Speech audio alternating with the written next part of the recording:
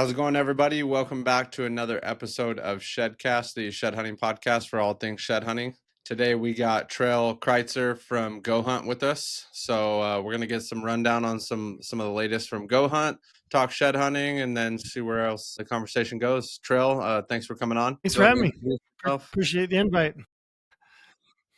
I reached out so I could meet you at the expo, ran into you there, chatted a little bit about shed hunting so we can get something going and chat.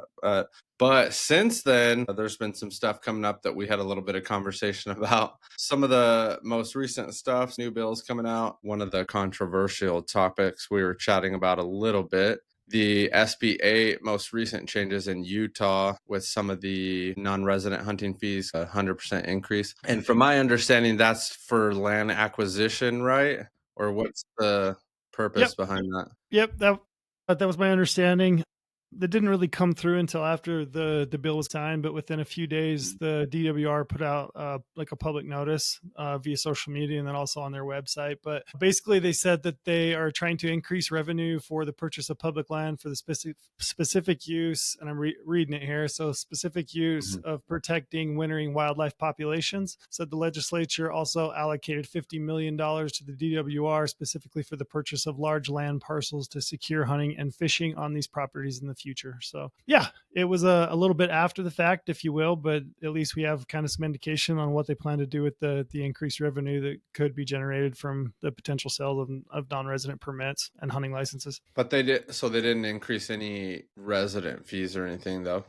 Nope. Nope, they didn't increase any resident fees. And then basically what they did is they put the language within the legislation that the House Bill 8 that passed an up to amount, essentially kind of setting a benchmark of this is what could be charged. And then they went back through and internally, Matt, the DWR kind of made the decision on where they thought those licenses and permits should land. And they've since made an adjustment. So I pulled those up just to kind of get a peek.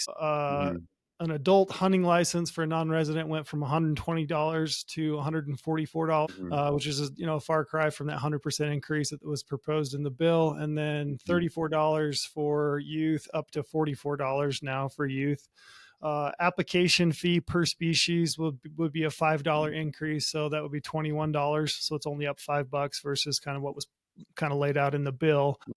Yeah, a couple of the bigger ones, non-resident buck deer permit general season went from $418 to $599. Limited entry deer went from $670 to $1,070 for non-residents. And then your non-resident bull elk, your general season permit, so that's like a spike hunting permit where a non-resident could buy a over-the-counter spike tag and hunt on the limited entry units for a spike or a cow, I guess, if you bought the archery tag. Those went from $613 to $849. And then probably the biggest increase is you're going to see is in like your once in a lifetime species, moose, sheep, goat, bison.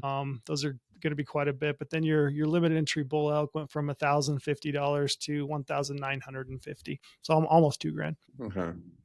If it didn't truly double in price right away, then it's not too much of a change. Most people, if you're going out of state, some states are more expensive than that just right off the bat. Sure. From what I've seen, I think some out-of-state tags you're spending $600 to $800 just for the deer tag, let alone the license fee. I think you would expect to spend at least a couple grand if you're going to hunt out of state, I would think, right? Yeah, I would say it's pretty close to being on par with a lot of states. I mean, if you look at an elk tag in Nevada, for example, you're kind of approaching a similar price point. A combination tag in Montana, I think you're around $1,200. That'd be for a elk deer combo. So you do have two species on that.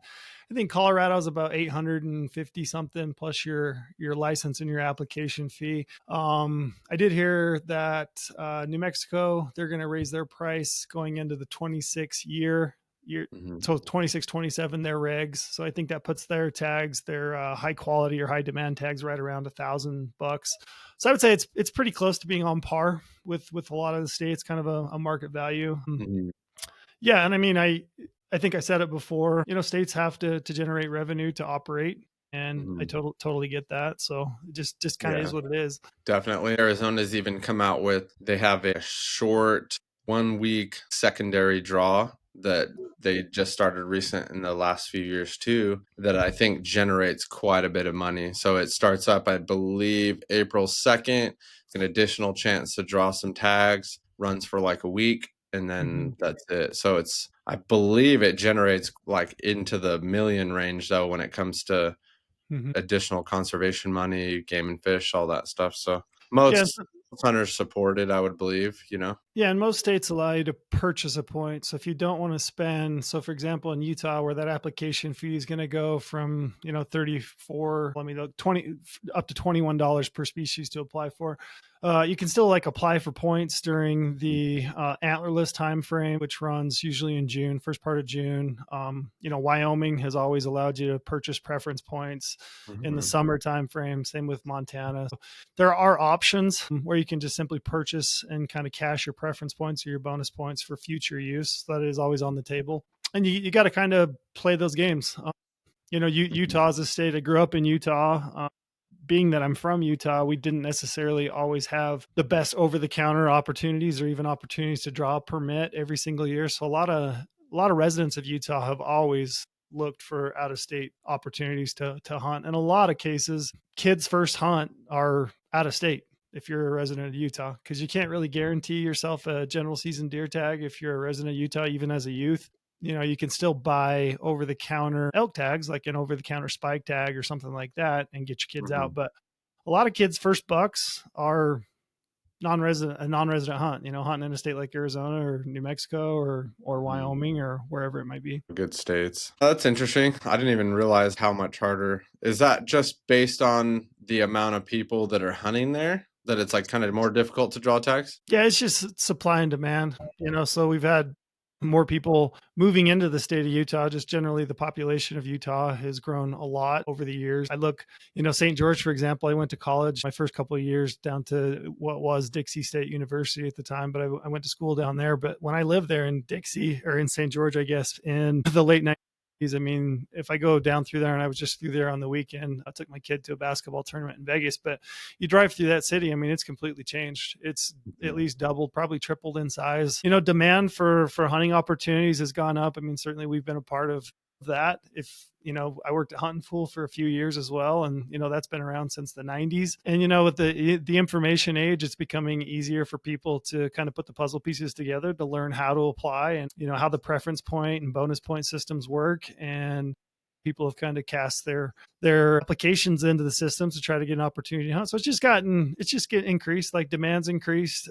And then it's a renewable resource, but it's not as robust as we might need to fill the demand. Interesting. Yeah. Same with Arizona. The applicants have increased. New hunter Mhm. recruitment. I mean, I think they say overall is down, but it doesn't seem like it with social media guys coming up. Or I see often where it's like, oh, this is my first elk tag or my first deer tag circulating on Facebook pages and different stuff like that. So it still seems like there's quite a bit of people applying. People are drawing Mhm. tags one year and not the next and different stuff. So it seems like I don't know. I don't feel like I've seen too much of a decrease in it, but I've definitely seen an increase in the applicants when you look at the draw odds and different stuff like that. Yeah, I would say generally there's more people applying now, whether that's more new people applying or whether it's more people applying in more states. I Mhm. think there's probably some of that. I definitely think that there's some more people from like the Midwest, the East Coast that couldn't maybe grasp the idea of like how it all worked and couldn't really figure out how to put a hunt together to go out and do it. Probably seemed a little bit intimidating. And now they have the tools to go out and apply and try to draw permits. And it kind of ebbs and flows. I mean, if we look back at like everybody calls it the COVID bump, but we had a record high numbers of applicants during those years and post those years, because I think it kind of highlighted the opportunities that exist for people to get out and enjoy the outdoors. I mean, I know even like locally here where I live during COVID, I would go out to the same trailhead and I trail run in the morning, right? So I'll go out and run like a 5 or 7 mile loop. And, prior to COVID, there might be one or two cars in the morning. And then, progressively we got further into the COVID pandemic and that parking lot was like filling up every morning. It was just more people were just looking to get out and Mhm. explore a little bit, get some exercise, get outdoors. And so I think we saw some of that. think since then it's kind of declined a little bit. And hunting's hard. I think people try hunting, especially Western big game hunting. I think they try it and, maybe they don't find the success that they were hoping for. They see how hard and challenging it can be. And I think you probably have a few people that kind of drop out of it. So yeah, I think it kind of ebbs and flows. There's a lot of debate. We did a social post from a podcast that I did with Brady, and I got a lot of hate. Got a lot of personal messages. A lot of people are really upset that what I've done for a living has kind of highlighted opportunities for people to apply, and we've kind of opened up, given people a tool, if you will, to navigate the draw systems on their own. And I get it. Like I totally get it. I don't necessarily agree that more hunters is a bad thing. Mm-hmm. I would like hunting to persist. And I think in order for it to persist, I think you have to have some retention. I think you also have to have some recruitment. I think that, people, they might question this, and that's okay. I don't care. It's okay if people kind of want to question my motives, but generally hunting's been a great thing in my life. Like it really has. It's been a really positive thing in my life. It's given me a reason to exercise, it gives me a reason to get out of bed and go running in the morning, because I know in the fall I want to be in better shape to actually go out and find some success. The kind of the thrill of the hunt, and then the level of satisfaction that I felt in my life from being able to do the hunts that I have has been immense. And it's been like a major benefit in my life. And I feel like that's something that like I want to pass on to people. I want people to have the opportunity to experience some of the things that I have. And the nature of what I do is, sure, it's gotten a little bit harder. It has gotten harder to get permits, but people are drawing those permits and those tags. Maybe I don't draw every permit. I certainly don't. I don't draw every permit that I apply for, and it's gotten a little bit harder for me to draw the permits, but I'm still able to put together, opportunities every fall and go hunting. And somebody is drawing those permits, and somebody is getting an opportunity to go out into the field and to hunt and to experience something that could potentially be really meaningful in their life. Absolutely. Yeah, I definitely agree with all that. I mean, it's a great positive pastime, brings families together, all the above. It just puts you out in the field, not to mention the organic meat you're getting from the field too. Mm-hmm. So I really agree with all that and enjoy the process. Like you said, the preparation that it takes for pretty much the entire year. Once the season ends, it starts back up to what the next year is going to be like, or what the plans are going to be. All that stuff, you're utilizing resources like Go Hunt and different stuff like that. I feel like there's probably more people that utilize it in a positive manner or appreciate it in that positive sense than probably the negativity. It just, unfortunately, the negativity just comes to the front of the line just because it's right there. I mean, even with this, like even with podcasting and stuff, it's the same. People are very secretive about certain things when it comes to hunting or even shed hunting. Then there's a lot of people who've never done it before who just want to try it. And these resources that we have out here are just helping them get out and start something positive in their lives. Whether they do it once or twice, or they just start brand new and continue it for the rest of their lives. You're recruiting those people in with just the basic stuff. It's pretty basic information they could Google search, but sometimes just having these resources make it easier for people to learn a little quicker or hit those learning curves and figure out what they need to know so they can get out in the field and hopefully have some success. I feel like there's enough opportunities out there for everybody to have that success. It's not like if I kill a deer or if I go pick up some sheds, I'm taking that away from somebody else. Like, there's plenty of opportunities out there that if people are willing to put in the work or willing to do whatever it takes, then they're going to find that success. Mm-hmm.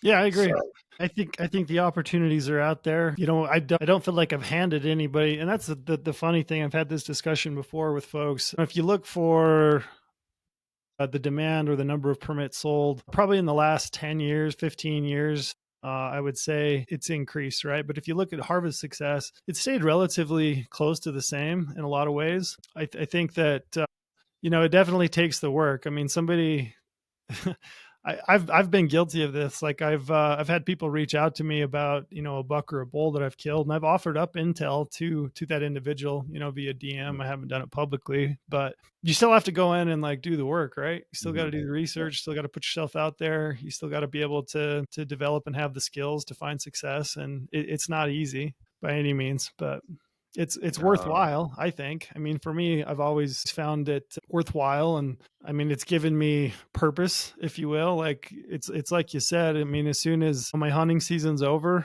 I'm back into like planning for the next year, whether that's applications or looking at maps or getting my bow put together and shooting my bow every single day because it just is something that like I really enjoy, and it's brought to me like a lot of purpose. and then you pass that along. Doing it with the kids is really fun too when they're picking Mhm. up bows and hunting and different stuff. The first bucks that my both my kids killed last year, it was just such a fun hunt.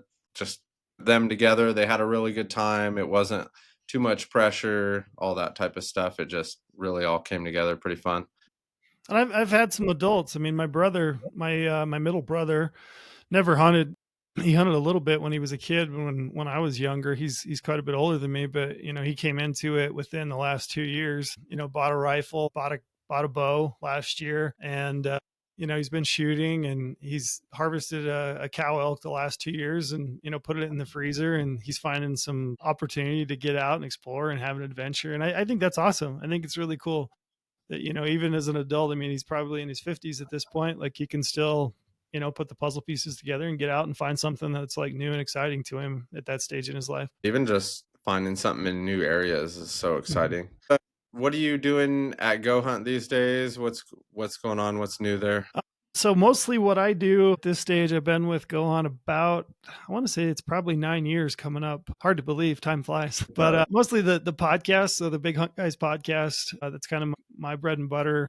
I spend a lot of time working on it and then recording episodes with Brady and Lorenzo and then getting guests in. I do quite a bit of that. And then I have my own podcast, which is the Game Trail. I try to get an episode out at least every other week. Sometimes I'm better at it than others, just depending on workload. Right mm, now, this time of year, like my primary duty is application strategy articles. So people that are members of Go Hunt, they can read the application strategy articles, which are basically going to outline the state draw systems. And then we're going to offer additional information to help you decide like what's the best unit or area for you to apply in. So I'll include things like bull to cow ratios and buck to doe ratios and harvest success and draw odds and population dynamics. If there's something that's significant that happened in an area, whether it's a die off for sheep or a burn in an area that might help in terms of forage for elk, we try to talk about those and include those in application strategy articles. So really, like from it's usually like January through June for me is a lot of research, just a lot of looking at numbers and statistics and talking to people and combing through biology reports and life history of different species and looking at areas and then writing. So I do a lot of writing this time of year. I always do some customer service. I answer DMs from folks. I do some video content for us. So it's kind of a catch-all is what I've got going on. that's fun. You just get to be fully involved in that whole industry. Do you ever talk to biologists, game and fish, stuff like that, just to get more information? Yeah, absolutely. So my background's in biology. I went to school to be a wildlife biologist up to Utah State, and I finished up there. And then I went to work for oil and gas company. So I was doing biological clearances for oil and gas development. I would be out there doing surveys for like a threatened or endangered species or a state sensitive species like a raptor or something like that. And I did that for 3 years. And in the meantime, I was working, writing, freelance writing for Go Hunt. And then, yeah, eventually I ended up applying and getting a job as a habitat biologist with game and fish in Utah. So I did that for a number of years and it was good. I loved it. I loved the on the ground work was awesome. It was really fun, but it was a little bit limited as far as days that you got in the field every year to hunt because you're basically a state employee, which is it's a great job, but your vacation time doesn't add up to a ton. And then, a state employee, the pay isn't always the best. So ultimately, like for me, I really loved hunting. Like I loved the adventure in it. I loved applying in all the various states and kind of putting together my own strategies. And I was doing it myself back in the day. And I wanted more days in the field to hunt in the fall. I wanted the adventure of it. And then, so this opportunity came up with Go Hunt. I got a pay bump. It wasn't massive, but I did get a pay bump, which is good. It allowed me some opportunities to experience some adventures that I probably never could have on my own working for the state because I just didn't have the time or the money to do so. So, yeah, that was ultimately why I kind of got involved in it. And it is fun to be involved in the industry. There are days I would be lying to if I didn't tell you that, I missed kind of the grind of like just having one opportunity, one tag. in Mhm. my pocket and putting all my days and effort into that. And there's, I don't know, there's a, looking back on it, there was a lot of gratification in that, and I liked it too. But yeah, it's a good job and it's fun. I enjoy it. I enjoy talking and hunting. So It seems like the perfect job for that. You enjoy it. You're fully involved. With Go Hunt, I know them guys give you a lot of crap about shed hunting too. You said you grew up in Utah. When did you mhm. start hunting? At a young age? Did your parents do it or? Yeah, my dad always hunted. My dad moved out from the Midwest. He grew up in Indiana and moved out because he wanted to hunt. He wanted to explore the West and just fell in love Mhm, with it. So they moved out when they were really young, like early 20s. My dad was a state park manager. So Otter Creek State Park, which is just over the hill from where I live now in Cedar City, it's a reservoir, primarily camping, fishing, that kind of thing.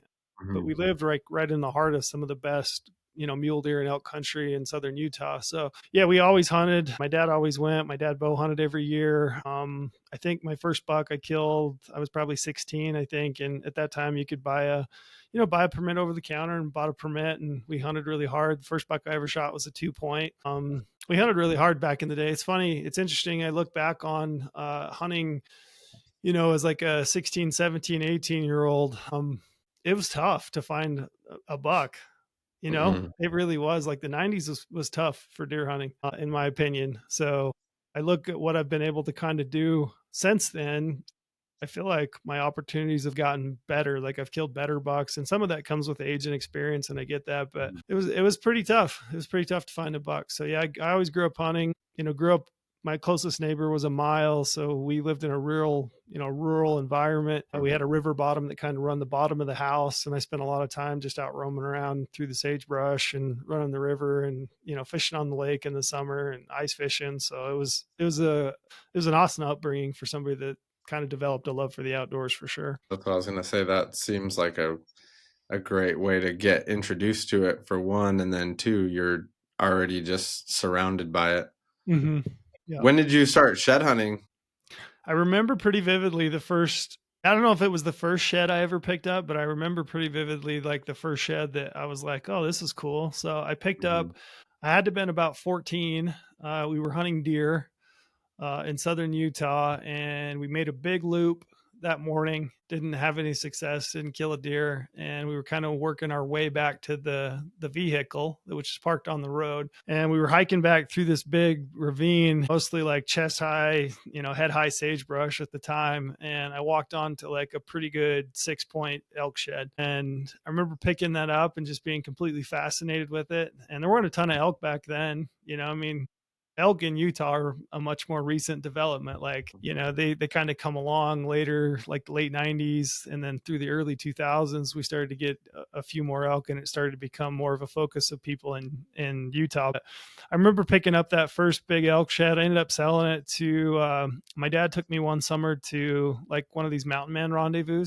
on Cedar mhm, Mountain. And we went up, and I probably was 14, I want to say 13 or 14, but I remember selling that to one of the guys up there. I sold that elk shed to that guy, and I remember thinking that was pretty dang cool that I'd picked up a shed and then sold it. that's a good way to start getting that, especially at that young age. And it was a nice 6 point. It was probably like a, I don't know, I'll bet it was a 10 pounder at least. It was a nice. Big one for sure. You guys have done some pretty good shed hunting throughout the years. Yeah, we so like early 2000s, I would say through maybe about 5 6 years ago, we hit it pretty hard. And I wouldn't say, I'm not like a great shed hunter by any means, and I wouldn't even call myself like an avid shed hunter. There's a lot of years like this year I haven't even been out. Last year I probably got maybe 3 days. The year before that I got a week or so. But there was a Mhm, stretch, maybe 10 years or so, when I would get probably 20 days, 30 days a year.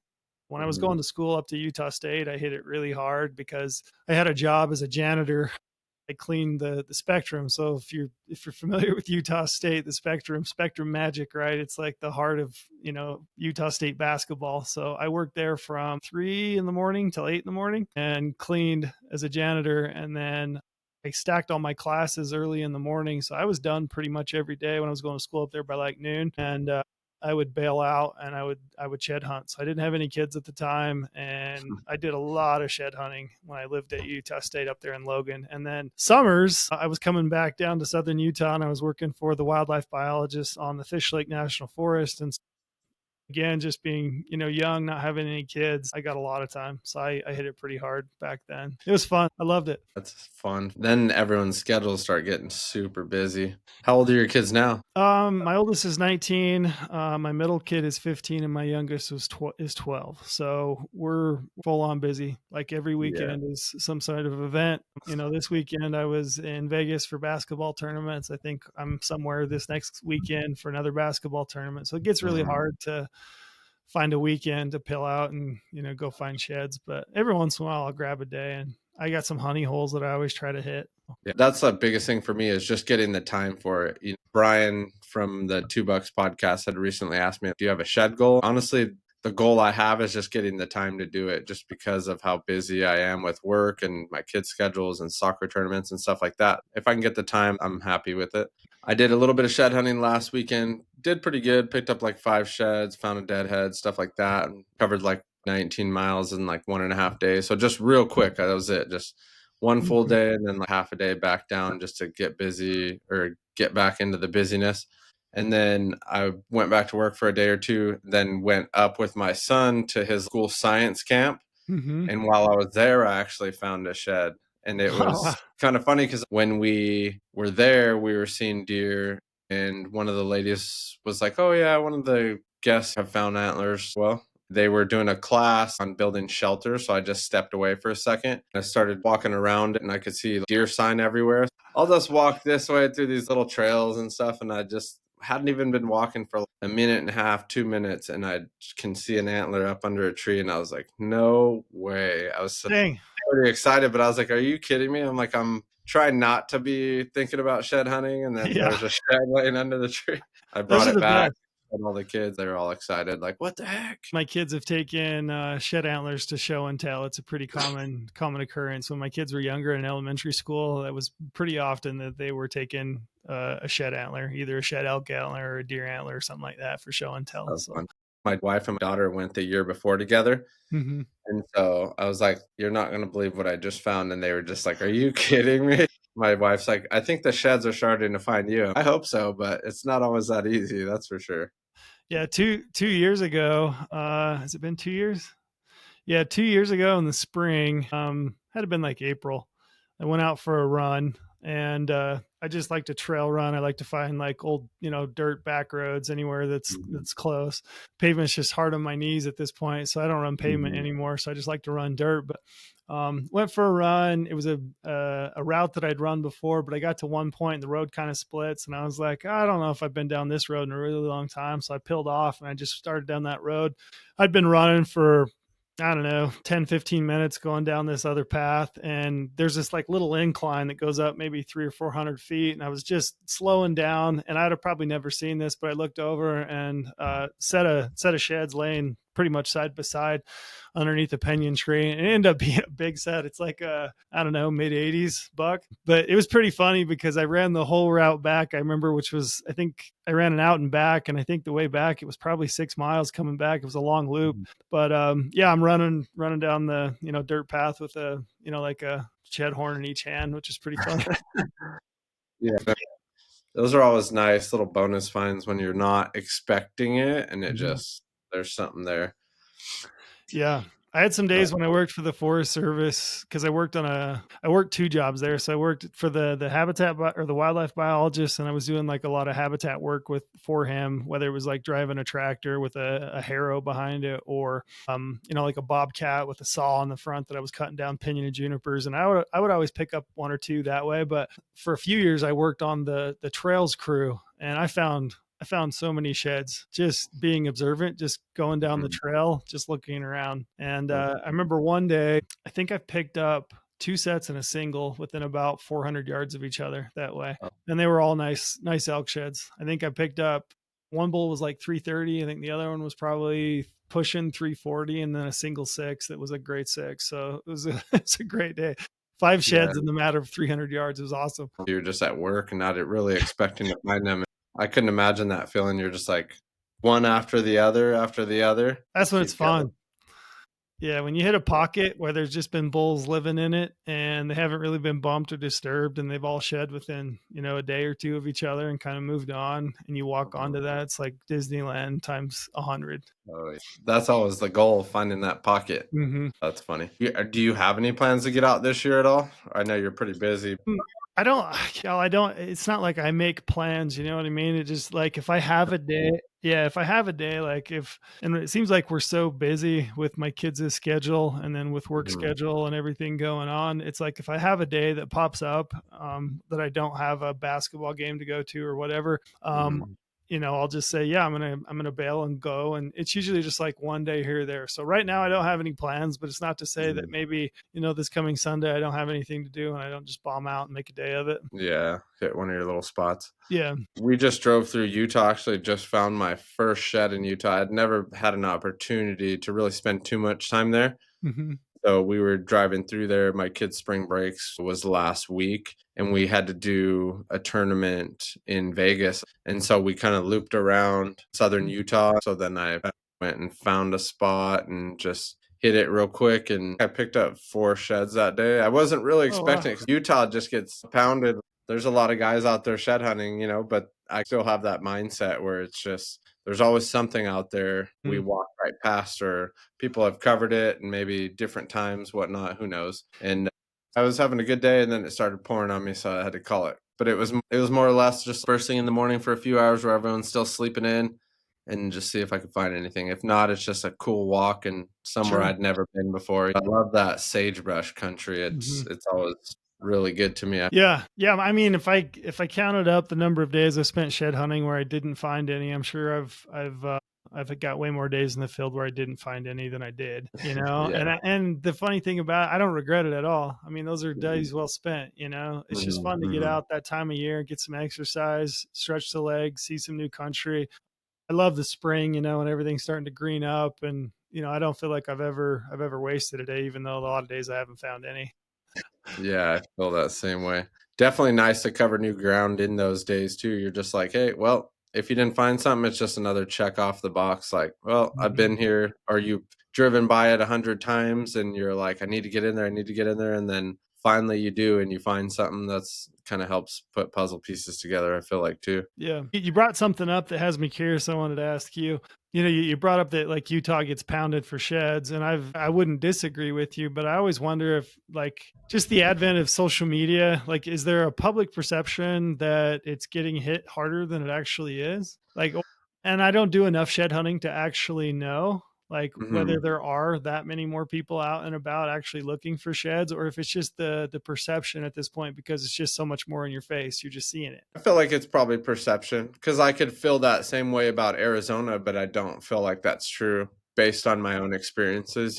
That's why I say there's always something. I think what really helps answer that question is when you see a lot of guys picking up chalk sheds or Mm. sheds that are Yep. 5 years old, and that is proof that there's so many laying out there that people walk right by, whether a spot's pounded or not.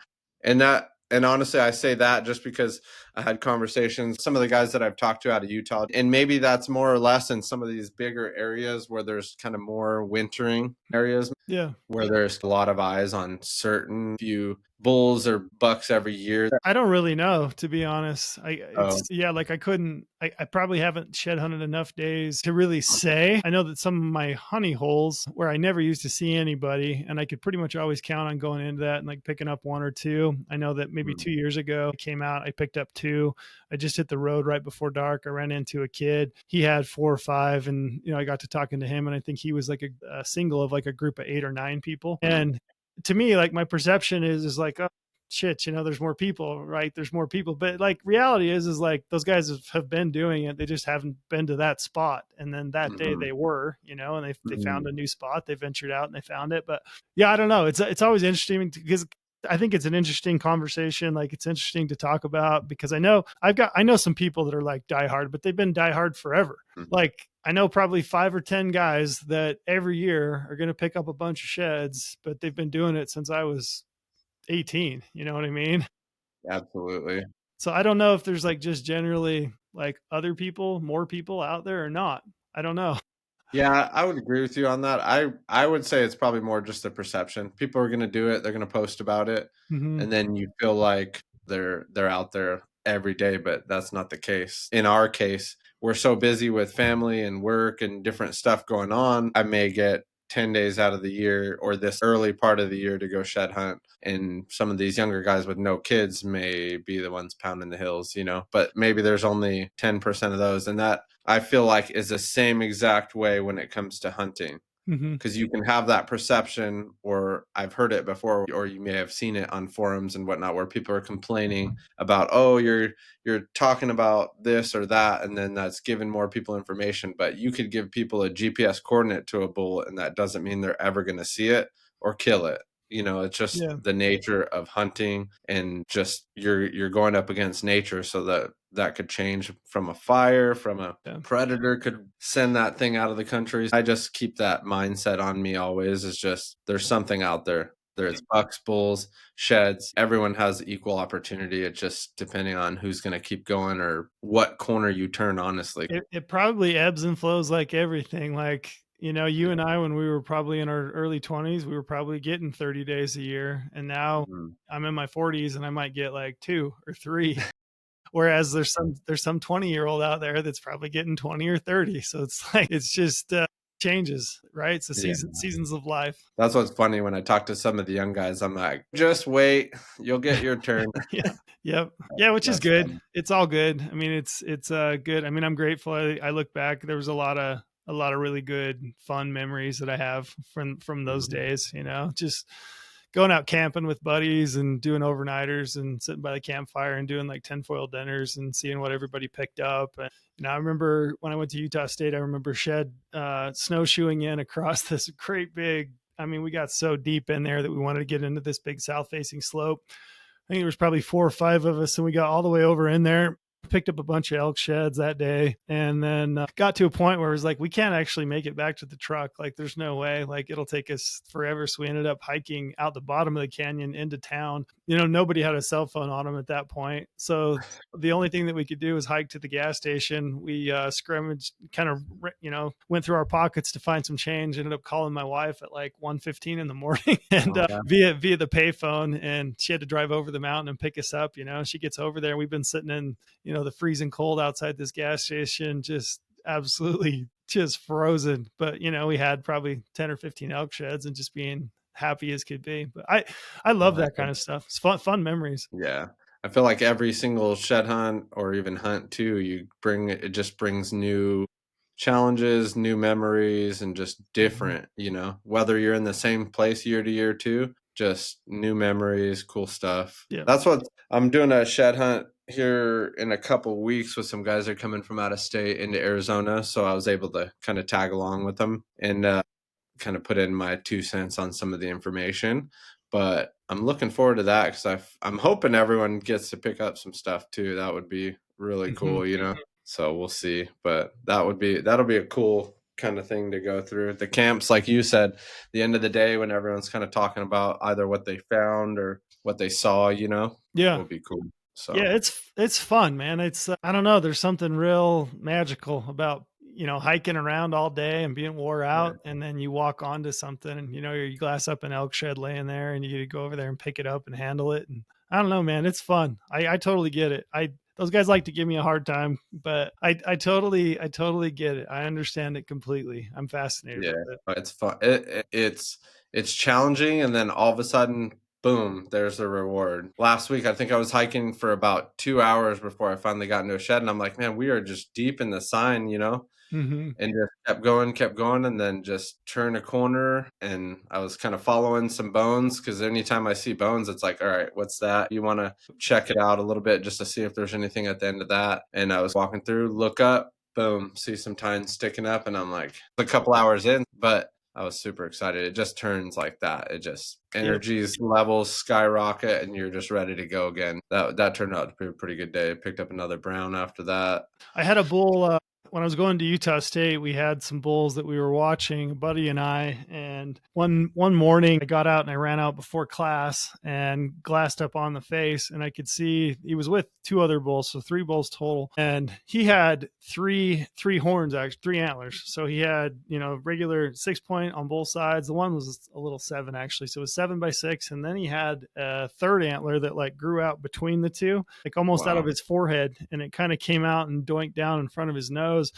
And it was probably like 8 or 10 inches, probably 6, 7 inches in diameter. It was a pretty sizable thing. But he'd shed all three of them. The two other Wow. bulls had kind of moved over into another drainage. So I called my buddy and I said, hey, that bull has shed. And so we went to class that day and then went up in the afternoon and we hiked all day. But it was weird because like I ended up finding both sides, the 7 and the 6, but I could never find that third antler. And I looked for that thing for 3 days, I bet. Yeah. I could never find that thing, but I know he shed it because I could glass the bull up and I had video through my spotting scope and you could see three distinct pedicles to where he'd shed that. Man, I wanted that thing so bad just because he was such a unique bull, and I love those weirdos. Everybody that's a shed hunter's got a pile of weirdos out there. It's crazy to me Yeah. as many of them that exist out there on the landscape. Yeah, there's a lot of weird things that happen with antlers.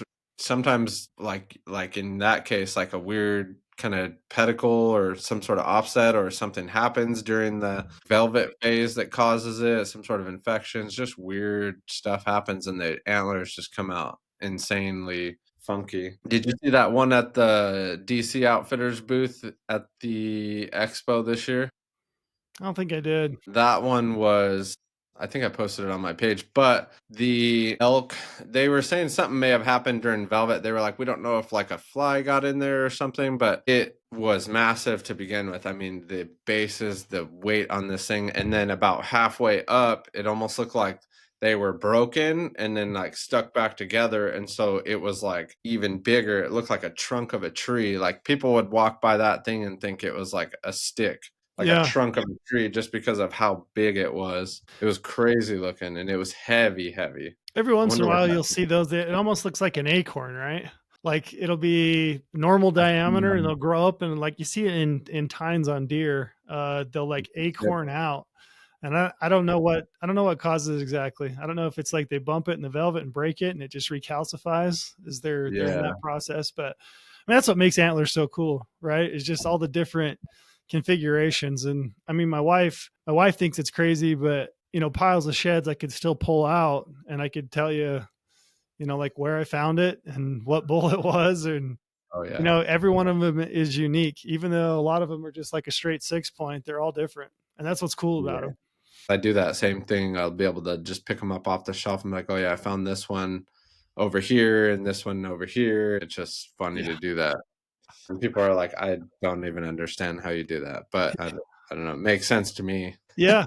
Yeah. Yeah. We'll get into some of the last questions here. With some of your honey holes that you were talking about, have you noticed any similarities across the board, whether that's elevation, feed, or anything like that, that kind of helps pinpoint if I take this area to the next area, I might find sheds? Yeah. I mean, mahogany is a major component for us here. So if we can find, kind of a south slope, mahogany, and a lot of it depends on the kind of snow you're having. Mhm. It seems like if you get a lot of snow and it's deep and it's enough that'll kind of push those elk onto south facing slopes, it seems like that's a better bet. One of my very favorite things is to hit those south facing slopes that are kind of an offshoot of a north face in a canyon.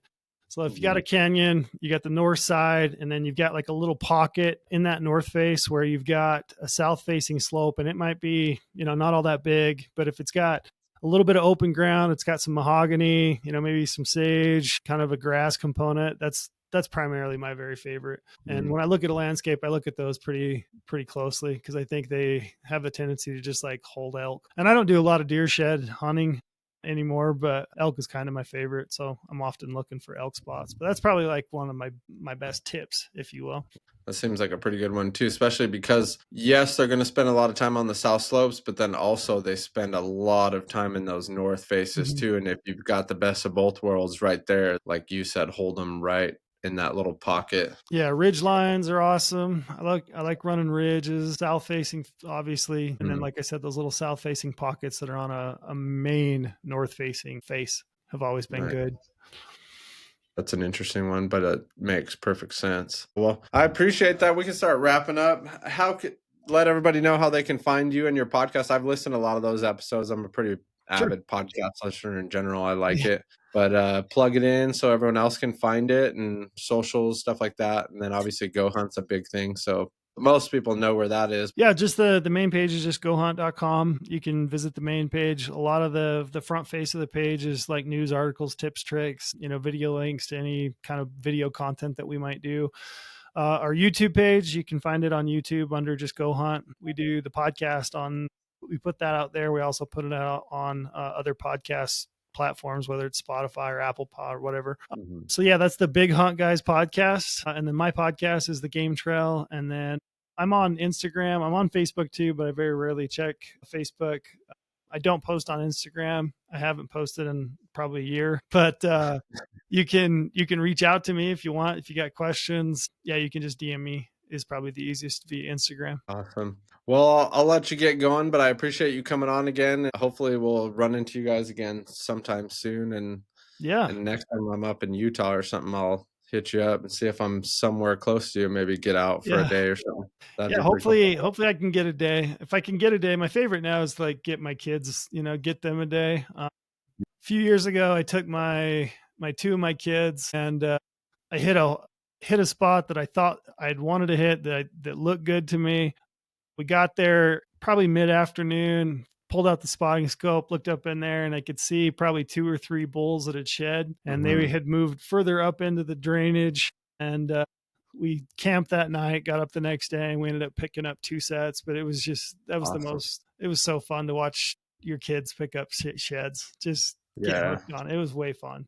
So Yeah. hopefully I get a day or two to get my kids out. I was trying to convince my kids to go and just tell them I'll pay them $20 if they find a shed. Trying to Yeah. make an incentive for them. Those would be cool ones to keep. We found this one together, That's cool. Yep.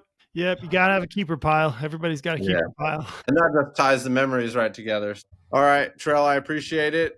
Thanks again. And everybody, thanks for listening to Shedcast. Appreciate it. Go follow Trail, listen to his podcast, Go Hunt, everything. Lots of good stuff going on there. So thanks again.